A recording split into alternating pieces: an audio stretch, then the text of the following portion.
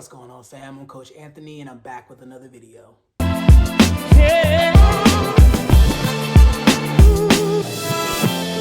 to be talking about some of the common questions that I receive, both as a coach in person and some of the stuff I receive to my social media.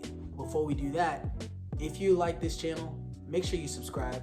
Every little bit counts. Every follow helps. The first question I receive that's kind of common is, what are the most common martial arts injuries? Honestly, most common injuries in the martial arts that I do, I don't know if it's different in a lot of other martial arts. In boxing, the number one injury that I see people self-inflicted. What I mean by that is that they injure themselves by not knowing how to punch correctly.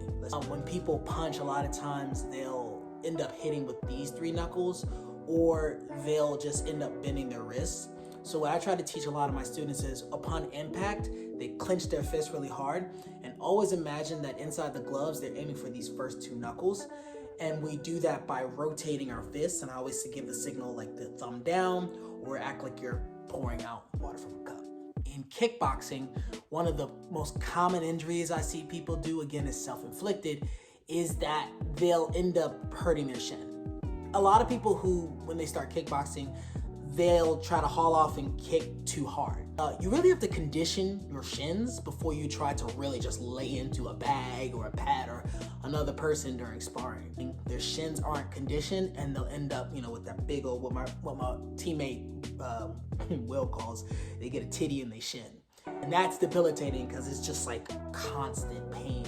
And it goes away, but it's a reminder that there's levels to this. In jiu-jitsu and wrestling, honestly, in jiu-jitsu, I've seen a lot of people jam their toes. There's a lot of extremity injuries in grappling that a lot of people experience. They just kind of push through. And of course, in wrestling, a lot of neck injuries in wrestling, because you're picking people up, you're slamming them, and if you're doing it in competition, if you're competing, a lot of times you're slamming people on purpose, on their head, on their neck. I remember one time I was going with my one of my teammates, Hussein, and Hussein, he's used to finishing. And so we're drilling, like live drills, but it's still drilling with your partner that's, you're supposed to take care of. And he doesn't mean to hurt me, but Hussein picks me up. And I'm like, tap, tap, tap, tap, tap. I'm saying this out loud, tap, tap, tap, tap, tap, because I know I'm not getting out of this. I'm off the ground. And Hussein legit looked me in my eye for like a second. We made that eye contact. We made it weird. And he finished it. He slammed me. And it wasn't on my neck, but for the rest of the week, you get this little feeling in your neck back here, where it almost feels like something dropped, like it shifted. So, that's one of the most common injuries I notice in wrestling. How many fighting styles are there in the world? So, I don't know. And you could Google this, but honestly, martial arts is such a varied history. I would venture to say there's over 300, being maximal. Because there are martial arts that we knew about and have forgotten, then rediscovered. There are martial arts being made every single day. The funny thing is even in wrestling, there's catch-as-catch-can wrestling, which is literally, I think, only 60 years old. Fact check that for me, but it's a relatively new form of wrestling, and there's just new martial arts being made every day. So there's really no definitive answer to that. Yeah. Can you do 2 martial arts at once? Absolutely. You can train 5 martial arts at once. You won't be exemplary at them all. You'd be satisfactory. You'd be, what are the other words for that? You'd be good, but would you be excellent at them all? Probably not. The brain and the body can only become excellent at literally 1 or 2 things, because you have to devote your whole entire focus to the innate ins and outs of that 1 or 2 arts. But if mixed martial arts fighting has taught us anything, it's that you absolutely can focus on more than 2 martial arts and be effective for combat in them. I will say this, and this goes for something like jiu-jitsu. I personally have never been on the hunt for a black belt. I have no desire. I mean, I know so many people who have said that, and then later on, they got finished with their combat sports career and just threw themselves into jiu-jitsu, and they started learning all the black belt level stuff. I personally will probably never be that person because it's just not in my heart. That's just me. But if learning jiu-jitsu has taught me anything, it's that you have to really dedicate yourself to jiu-jitsu. You can't do jiu-jitsu, 4 or 5 times a week and then go supplement it with, kickboxing. No. If you're on the hunt for a black belt, 7 days a week has to be devoted to discovering your jiu-jitsu. And that means you have to learn all the stuff that you could just toss away because it doesn't work in, say, MMA or isn't practical in street self-defense. No, you have to learn all of that art in order to be excellently proficient at that art. And you really can't hyper-focus on anything else.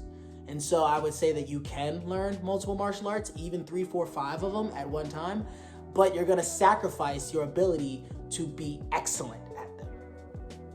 Oh, this is one of my favorite ones. Can a martial artist beat multiple people? All right, this isn't a movie, but the answer is yes. And I say yes because, number one, I've done it myself. And I understand that's anecdotal, but when you understand what a fight is, it really opens your eyes up to how to fight. I hear all these stories about people talking about how they grew up fighting, slap boxing with their friends or their brothers, or, their uncle or their father taught them how to fight.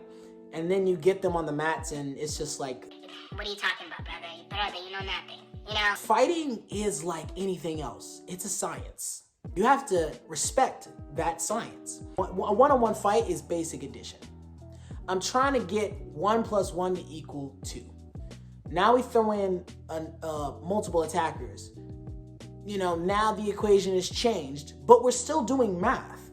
So how I get to the correct answer is going to vary.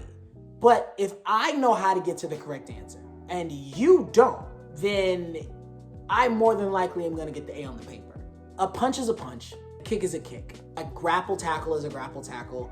An elbow is an elbow. A knee is a knee. What a fight is, the weapons, let's say it's unarmed, the weapons of the fight don't change. The variability of the fight is what changes.